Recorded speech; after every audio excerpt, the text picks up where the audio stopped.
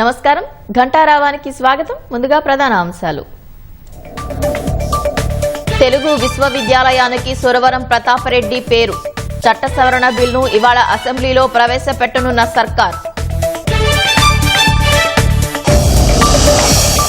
6 గ్యారంటీల అమలుకు బడ్జెట్లో పెద్దపీట వేసే అవకాశం.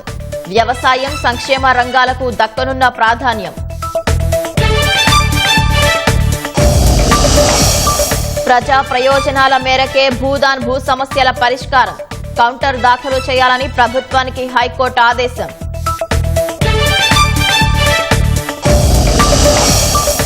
నలుగురు వ్యోమగాములతో నింగిలోకి ఫాల్కన్ 9 రాక్.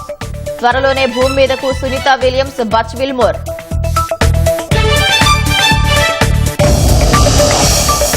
గ్రీన్ కార్డు శాశ్వత నివాసానికి గ్యారంటీ కాదన్న జేడీ వాన్స్. అమెరికాలో ఎవరుండాలో తామే నిర్ణయిస్తామన్న వైస్ ప్రెసిడెంట్.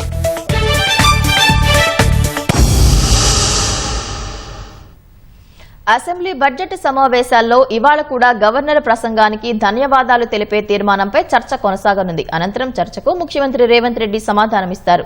ఉభయ సభలను ఉద్దేశించి గవర్నర్ జిష్ణుదేవ్ వర్మ ప్రసంగానికి ధన్యవాదాలు తెలిపే తీర్మానంపై గురువారం చర్చ మొదలైంది. ప్రభుత్వ విప్ ఆది శ్రీనివాస్ గవర్నర్ ప్రసంగంపై ధన్యవాద తీర్మానాన్ని ప్రతిపాదించగా నకరేకల్ ఎమ్మెల్యే వేముల వీరేశం బలపరిచారు. ఇప్పటికే కాంగ్రెస్, ఎంఐఎం, సిపిఐ, బీజేపీ సభ్యులు ఈ తీర్మానంపై మాట్లాడారు. బీఆర్ఎస్ సభ్యులు ఇవాళ మాట్లాడాల్సి ఉందని అధికార వర్గాలు చెబుతున్నాయి. మరోవైపు పొట్టి శ్రీరాములు తెలుగు విశ్వవిద్యాలయం చట్ట సవరణ బిల్లును ఇవాళ ప్రభుత్వం అసెంబ్లీలో ప్రవేశపెట్టనుంది. విశ్వవిద్యాలయానికి సురవరం ప్రతాపరెడ్డి పేరు పెట్టాలని ప్రభుత్వం నిర్ణయించింది.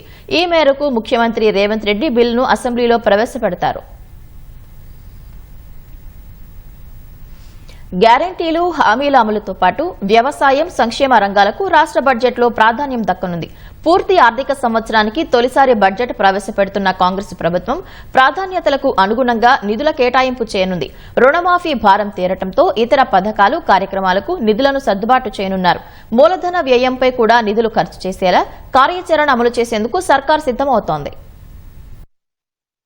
రాష్ట్రంలోని కాంగ్రెస్ ప్రభుత్వం పూర్తి ఆర్థిక సంవత్సరానికి మొదటిసారి బడ్జెట్ను ప్రవేశపెట్టబోతోంది. 2023 డిసెంబర్లో పాలనా పగ్గాలు చేపట్టిన రేవంత్ రెడ్డి నేతృత్వంలోని ప్రభుత్వం 2024-25 ఆర్థిక సంవత్సరానికి 2024 ఫిబ్రవరి 10న ఓటాన్ అకౌంట్ బడ్జెట్ను ప్రవేశపెట్టింది. ఆ తర్వాత 2024 జూలై 25న పూర్తిస్థాయి బడ్జెట్ను ప్రవేశపెట్టింది. అప్పటికే ఆర్థిక సంవత్సరం 4 నెలలు గడిచిపోయింది. 2025-26 ఆర్థిక సంవత్సరానికి ఈ నెల 19న రాష్ట్ర బడ్జెట్ ప్రవేశపెట్టనున్నారు. మొత్తం ఆర్థిక సంవత్సరం కోసం కాంగ్రెస్ ప్రభుత్వం ప్రవేశపెట్టనున్న పూర్తి స్థాయి మొదటి బడ్జెట్ ఇదే అవుతుంది. బడ్జెట్ కసరత్తు ఇప్పటికే తుది అంకానికి చేరుకుంది. బడ్జెట్ ప్రతిపాదనలపై ముఖ్యమంత్రి రేవంత్ రెడ్డి ఇప్పటికే పలు దఫాలుగా అధికారులకు దిశానిర్దేశం చేశారు. వాస్తవిక బడ్జెట్ రూపొందించాలని, ఆదాయ వ్యయాల్ని బేరీజు వేసుకుని తయారు చేయాలని ఆదేశించారు. మంత్రులు, అధికారులతో సమావేశమై ఆయా ప్రతిపాదనల్ని సమీక్షించిన ఉప ముఖ్యమంత్రి మల్లుభట్టి విక్రమార్క పద్దులకు సంబంధించి స్పష్టత ఇచ్చారు. వాటన్నింటి ఆధారంగా ఆర్థిక శాఖ అధికారులు బడ్జెట్ను ఖరారు చేసే పనిలో పడ్డారు. సీఎం, డిప్యూటీ సీఎం మరోమారు సమీక్షించి పద్దులకు ఆమోదం తెలపనున్నారు.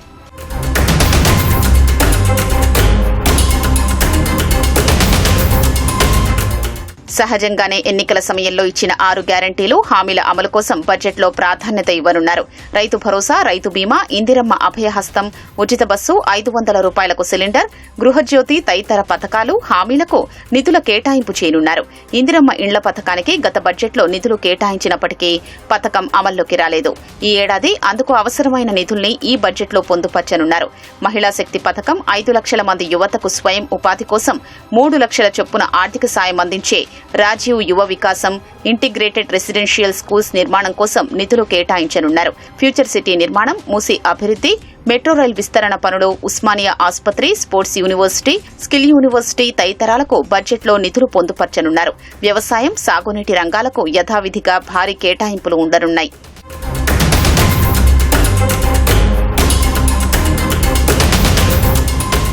రుణమాఫీ భారం ఈ ఏడాది లేనందున ఆ మేరకు కొంత వెసులుబాటు కలుగుతుందని, ఇతర అభివృద్ది సంక్షేమ కార్యక్రమాలకు నిధులు సర్దుబాటు చేయొచ్చని ప్రభుత్వం అంటోంది.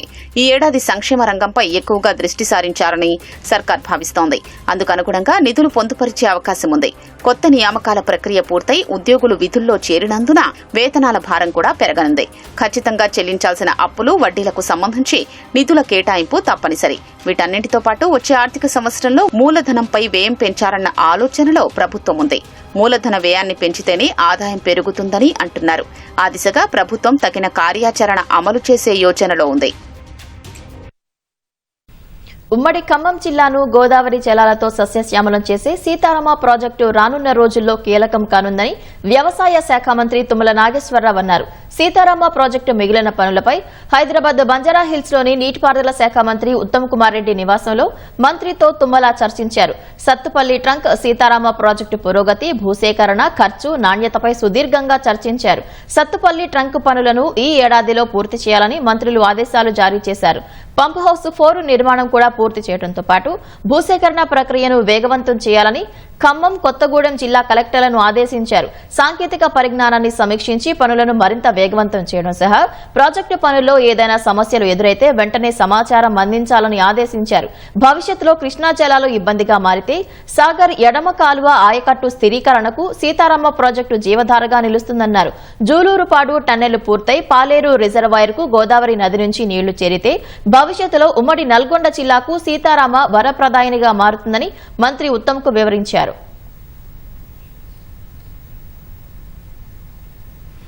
వరంగల్ జిల్లాలో ఏప్రిల్ 27న నిర్వహించబోయే బీఆర్ఎస్ రజతోత్సవ బహిరంగ సభ ఏర్పాటుకు అనువైన స్థలాన్ని మాజీ మంత్రి ఎర్రబెల్లి దయాకర్ రావుతో కలిసి హరీష్ రావు పరిశీలించారు. లక్షలాది మందితో ఈ సభను అత్యంత ప్రతిష్టాత్మకంగా నిర్వహించాలని ఇప్పటికే గులాబీ పార్టీ నిర్ణయించింది. పార్టీ అధినేత కేసీఆర్ ఇందుకోసం వరంగల్ జిల్లాను ఖరారు చేశారు. జిల్లాలోని బట్టుపల్లి, ఉనికిచెర్లలో మైదానాలను పరిశీలించగా శుక్రవారం నగర శివార్లలో ఉన్న దేవన్నపేట ప్రాంతాన్ని బీఆర్ఎస్ నేతలు పరిశీలించారు. భారీగా జనం తరలి రానున్న క్రమంలో అందుకు అనువైన స్థలాన్ని ఎంపిక చేసే పనిలో నేతలు తలమునకలయ్యారు. జనగామ జిల్లాకు చెందిన మాజీ ఎమ్మెల్యేలు, ఇతర నేతలు సభాస్థలిని పరిశీలించారు.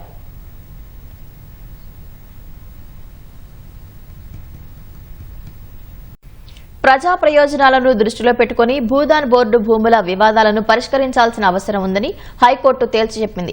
సమాజంలో ఇతర వర్గాలతో సమానంగా గౌరవప్రదమైన జీవనం గడపడానికి అణగారిన పూట గడవని పేదలకు కేటాయించడానికే అప్పట్లో దాతలు భూములను భూదాన్ బోర్డుకు అప్పగించారనే విషయం మరవరాదని స్పష్టం చేసింది.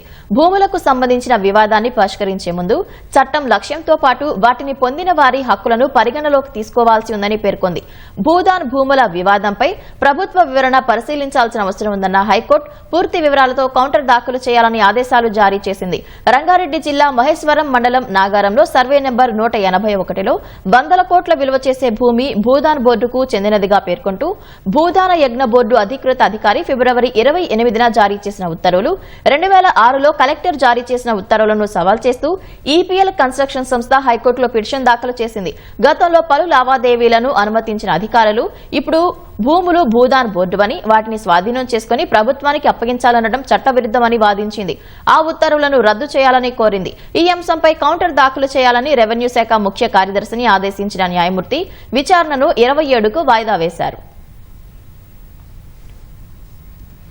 రాష్ట్రంలో కోతుల బెడదను నివారించడానికి ఏం చర్యలు తీసుకున్నారో వివరాలు సమర్పించాలని ప్రభుత్వాన్ని హైకోర్టు ఆదేశించింది. రాష్ట్ర వ్యాప్తంగా సుమారు 3 కోట్ల కోతులు పంటలను ధ్వంసం చేయడం సహా రైతులను ఇబ్బంది పెడుతున్నాయని, ఈ సమస్యను నివారించేందుకు ప్రభుత్వం చర్యలు తీసుకునేలా ఆదేశించాలంటూ తమకు అందిన విజ్ఞాపనపై హైకోర్టు విచారణ చేపట్టింది. ఈ విజ్ఞాపనను ప్రజా ప్రయోజన వ్యాఖ్యల కమిటీ సభ్యుడు జస్టిస్ కె లక్ష్మణ్ సమర్థించారు. ప్రస్తుతం రాష్ట్ర వ్యాప్తంగా కోతుల బెడద తీవ్రంగా ఉందని, రైతులతో పాటు ప్రజలు తీవ్ర ఇబ్బందులు ఎదుర్కొంటున్నారని ఆయన తెలిపారు. కోతుల కారణంగా తమది బాధిత కుటుంబమేనని పేర్కొన్నారు. యాదాద్రి భువనగిరి జిల్లా బోగారం గ్రామంలో తమ ఇంటి పైకప్పు పెంకులను కోతులు పీకేశాయని, వృద్ధులైన తల్లిదండ్రులపై దాడి చేశాయని పేర్కొన్నారు. రాష్ట్ర వ్యాప్తంగా పలువురు గాయపడుతుండటం సహా కొందరు చనిపోతున్నారని వివరించారు. రాష్ట్రంలో తీవ్రంగా ఉన్న ఈ సమస్యపై అందిన లేఖను ప్రజా ప్రయోజన వ్యాజ్యంగా తీసుకుని విచారణ చేపట్టవచ్చని సిఫార్సు చేశారు. ఫలితంగా తెలంగాణ రైతు సాధన సమితి అధ్యక్షుడు మల్లన్న రాసిన లేఖను ప్రజా ప్రయోజన వ్యాజ్యంగా హైకోర్టు పరిగణలోకి తీసుకుంది. కోతుల బెడద నివారణకు ఏం చర్యలు తీసుకున్నారో చెప్పాలని ప్రభుత్వాన్ని ఆదేశిస్తూ తదుపరి విచారణను 4 వారాలకు వాయిదా వేసింది.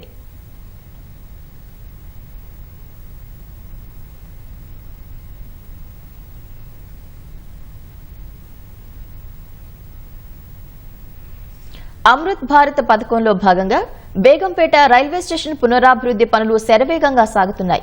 పనుల పురోగతిపై అధికారులతో కేంద్ర మంత్రి కిషన్ రెడ్డి సమీక్షించనున్నారు. దీనికి సంబంధించిన మరింత సమాచారం మా ప్రతినిధి పవన్ ప్రత్యక్ష ప్రసారం ద్వారా అందిస్తారు.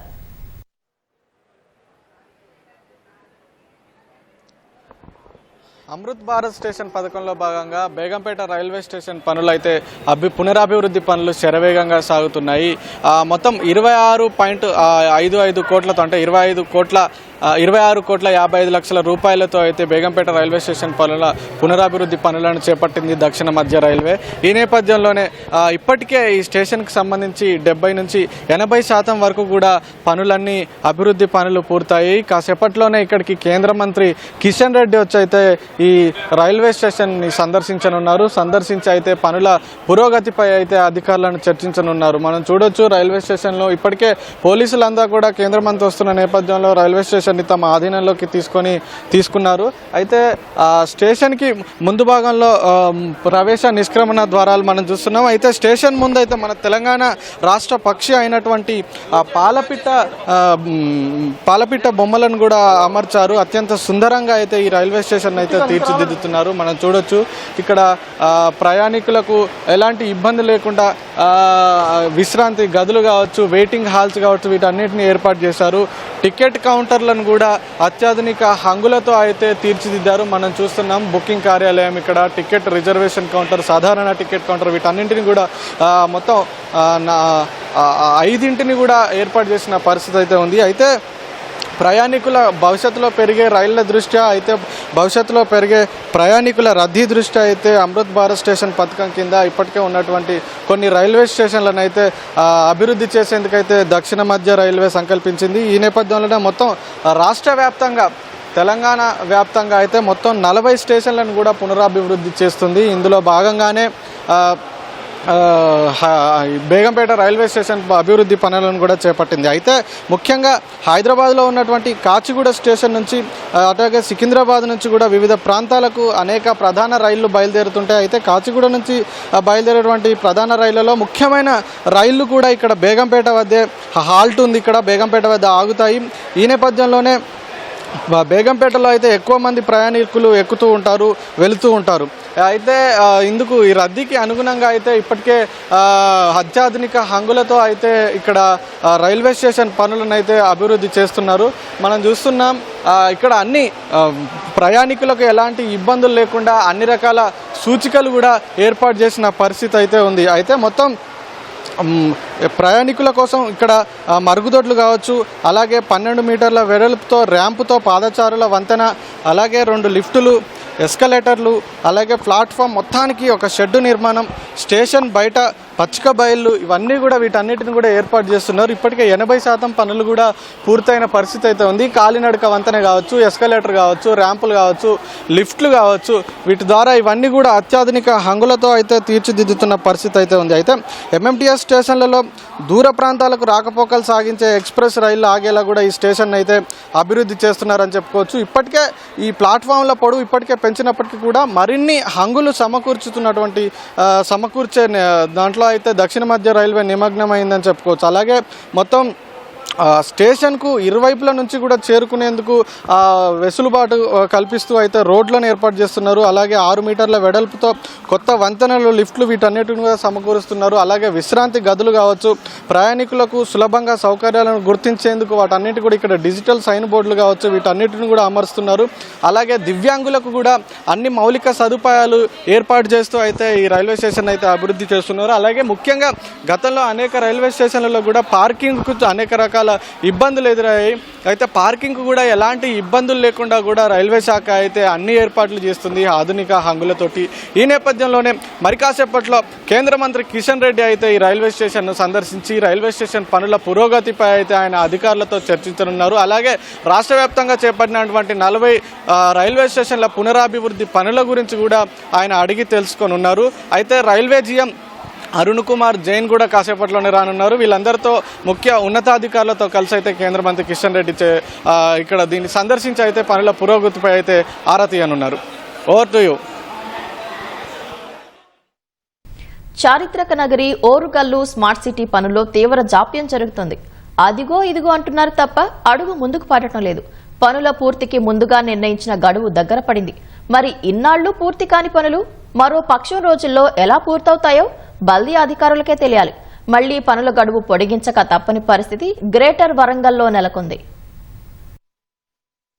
వరంగల్ మహానగరంలో స్మార్ట్ సిటీ పథకం కింద చేపట్టిన పనులు నత్తనడకన నడుస్తున్నాయి. నిర్ణీత గడువులోగా పూర్తయ్యే అవకాశాలు ఈసారి కూడా కనిపించట్లేదు. ఇప్పటికీ దాదాపు 8 ఏళ్లైనా ఇంకా కొనసాగుతూనే ఉండడం, ఓ కొలిక్కి రాకపోవడం అధికారుల నిర్లక్ష్యానికి అద్దం పడుతోంది. మొత్తం 108 పనులు పూర్తి చేయాల్సి ఉండగా వాటి గడువును పలుమార్లు పొడిగించారు. గత ఏడాది ముఖ్యమంత్రి రేవంత్ రెడ్డి, కేంద్ర మంత్రులు కిషన్ రెడ్డి, బండి సంజయ్ సూచనతో ఈ నెల చివరి వరకు గడువు పొడిగించారు. ఈ గడువు కూడా దగ్గరికి రావడంతో ఏం చేయాలో బల్దీ అధికారులకు పాలుపోవట్లేదు. పనులు పూర్తి కాకపోతే నిధులు రావని కేంద్రం తేల్చి చెప్పడంతో తలలు పట్టుకుంటున్నారు.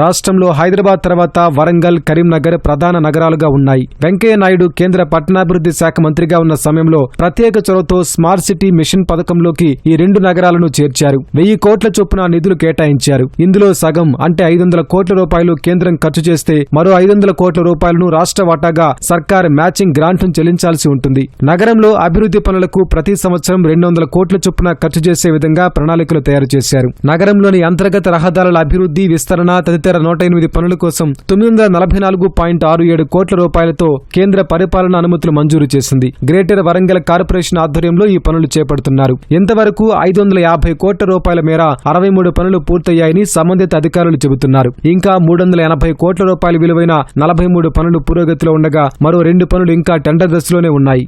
గుత్తేదారుల అలసత్వం, అధికారుల పర్యవేక్షణ లోపం వంటి కారణాలతో పనులు పూర్తి కావడం ఆలస్యమవుతోందనే విమర్శలు ఉన్నాయి. వరంగల్ మహానగరంలో మొత్తం 22 మార్గాల్లో రహదారులను అభివృద్ధి చేయాలని ప్రతిపాదించగా ఇంతవరకు 3 మార్గాల్లోనే పనులు పూర్తి చేశారు. అసంపూర్తిగా ఉన్న పనులు నిర్ణీత గడువులోగా పూర్తి చేయడం కష్టమే. మరోసారి పొడిగింపు అనివార్యం కానుంది. విదేశాలకు చెందిన కాఫీ కంపెనీలో వాటాలిస్తామంటూ కోట్లు వసూలు చేసి మోసగించారని హైదరాబాద్లోని సీసీఎస్లో కేసు నమోదైంది. 2019 జూన్లో సికింద్రాబాద్ న్యూ బోయినపల్లి సమీపంలో నివాసం ఉంటున్న ఓ మహిళ వద్దకు ఆమె బంధువులు వెళ్లారు. కెన్యాకు చెందిన ప్రముఖ కాఫీ పౌడర్ తయారీ కంపెనీ లావా రేషియోలో పెట్టుబడితో భారీ లాభాలు వస్తాయని ఆశ చూపారు. ఆ కంపెనీని కొత్తగా అమెరికాలో ఏర్పాటు చేయబోతున్నట్లు చెప్పారు. కంపెనీకి సంబంధించిన ఫోటోలు, వీడియోలు చూపారు. కాఫీ ఉత్పత్తులను ప్రముఖ క్రికెటర్ ప్రమోట్ చేస్తున్నట్లు కొన్ని పత్రాలు చూపి నమ్మకం కలిగించారు. అమెరికాలో కాఫీ మ్యానుఫ్యాక్చరింగ్ యూనిట్ ను ప్రారంభిస్తామని భరోసానిచ్చారు. పెట్టుబడిని 12 నెలల వ్యవధిలో 4% ఆదాయంతో ప్రతి 2 నెలలకు చెల్లిస్తామన్నారు. ఇదంతా నిజమని భావించిన బాధిత మహిళ బంగారం తాకట్టు, బంధుమిత్రుల నుంచి అప్పు తీసుకుని 2019 జూన్ నుంచి 2021 నవంబర్ వరకు 2,80,00,000 నగదు ఆన్లైన్ ద్వారా బదిలీ చేశారు. ఆ తర్వాత ఆమెకు నమ్మకం కలిగించేందుకు కొన్ని నెలల తర్వాత 40 లక్షల రూపాయల లాభం వచ్చినట్లు చెప్పి ఇచ్చారు. వ్యాపార కార్యకలాపాలు కొనసాగించేందుకు ఆమె నుంచి మరో 4 కోట్ల రూపాయలు తీసుకున్నారు. ఆ తర్వాత మరోమారు లాభాలు వచ్చాయని ఇచ్చిన చెక్ కాస్త బౌన్స్ కావడంతో బాధితురాలికి అనుమానం వచ్చి ఆరా తీసింది. తాను ఇచ్చిన డబ్బుతో నిందితులు ఘట్కేసర పరిసర ప్రాంతాల్లో వ్యవసాయ భూములు కొనుగోలు చేసినట్లు గుర్తించింది. 5,80,00,000 రూపాయలు నష్టపోయినట్లు నగర సీసీఎస్ లో ఫిర్యాదు చేసింది.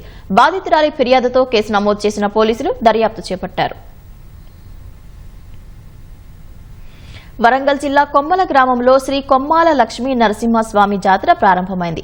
బ్రహ్మోత్సవాల్లో భాగంగా ఈ జాతర నేటి నుంచి ఈ నెల 18 వరకు కొనసాగనుంది. జాతర మొదటి రోజు భక్తులు ఏనుగులు, మేకలు, గుర్రాలు వివిధ రూపాల్లో ఎడ్ల బండలను అలంకరించి జాతరకు చేరుకొని గుట్ట చుట్టూ తిరిగి మొక్కులు చెల్లించుకుంటారు. అదేవిధంగా వివిధ పార్టీలకు చెందిన రాజకీయ నాయకులు పోటాపోటీన ప్రభ బండ్లను అలంకరించి డప్పు వాయిద్యాలు, కోలాటాలతో, నృత్యాలతో జాతరకు చేరుకుంటారు. భక్తులకు ఎలాంటి ఇబ్బందులు కలగకుండా పోలీసులు భారీ బందోబస్తు ఏర్పాటు చేశారు.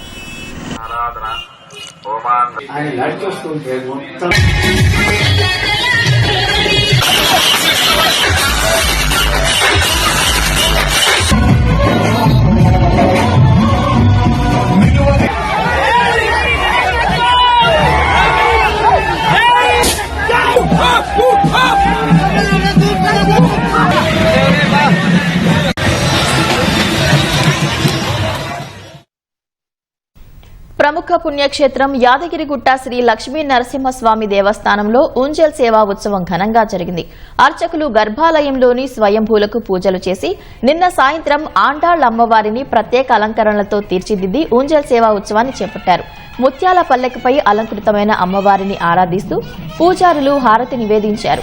ఆస్థాన విద్వాంసులు సన్నాయి రాగాలు, డోలు వాద్యాలు, మేళ తాళాలతో సంకీర్తనలు పలికించి అమ్మవారికి నివేదన సమర్పించారు. ఈ ఉత్సవం సుమారు గంట పాటు కొనసాగింది. అర్చకులు అమ్మవారిని వివిధ రకాల పూలు, ఆభరణాలతో ప్రత్యేకంగా అలంకరించారు.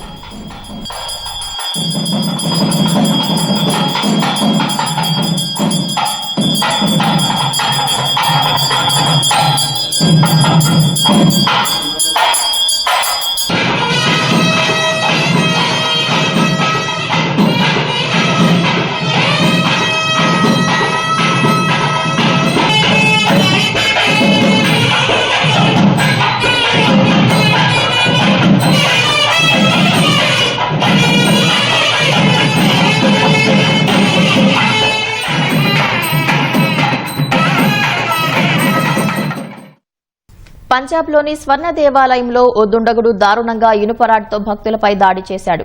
ఈ ఘటనలో 5గురికి తీవ్ర గాయాలయ్యాయి. శ్రీ గురురామ్ దాస్ సారాయి వసతి గృహం వద్ద దాడి జరగ్గా నిందితుడిని హర్యానాకు చెందిన జుల్ఫాన్ గా గుర్తించారు. జుల్ఫాన్ మరో వ్యక్తితో కలిసి ఇనుపరాడ్తో ఆ ప్రాంతంలో తిరిగాడు.